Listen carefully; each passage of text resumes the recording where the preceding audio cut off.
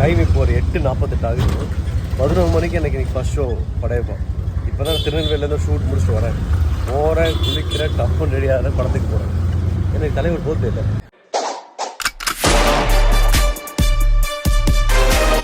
என்னோட கேமராமேன் இந்த படத்துக்கு ஒரு டைமுக்கு போகும்போது சவால் விட்டான். இந்த மாதிரி சேலஞ்சு சபதம்லாம் விட்டு போகிறப்ப இப்படி லூஸ் பஸ்ஸில் போனால் பயப்படுவாங்க.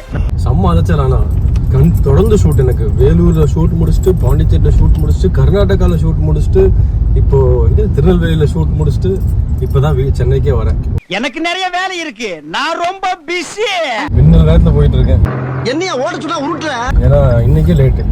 வீட்டுக்கு எதில் தேட்டு இருந்தாலும் லேட்டாக போவேன். இப்போ வேற வீட்டுக்கு ரொம்ப தூரம். அவரு ஸ்டைலா பாருயா. டேய், உனக்கு வெக்கமா இல்ல? ஏன் வெக்க பண்ண? இந்த காலத்து இளைஞ பூரா வெக்கம், மானம், சூடு சொன்னெல்லாம் பேங்க்ல பிக்சர் டெபாசிட்ல போட்டு வச்சிருக்கானுங்க. அதனால நாங்க அதை பத்தி எல்லாம் கவலைப்படுறது இல்லப்பா. 5 பேர் தான் இருக்காங்க. ஆள் வரட்டும். ஒரு வழியாக படத்தை போட்டுட்டாங்க. இந்த சூப்பர் ஸ்டார் டைட்டில் எத்தனை வாட்டி நம்ம ஸ்க்ரீனில் பார்த்தாலும் எனக்கு சலிக்காது.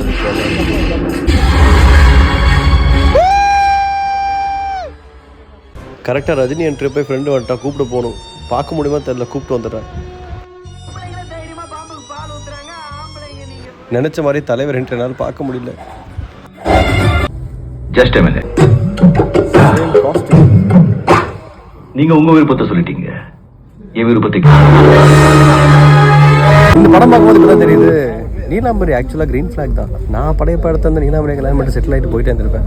எதுக்கு இவ்வளோ பெரிய கஷ்டப்பட்டு நிஜமா பி வெரி ஹானஸ்ட் ஆனது.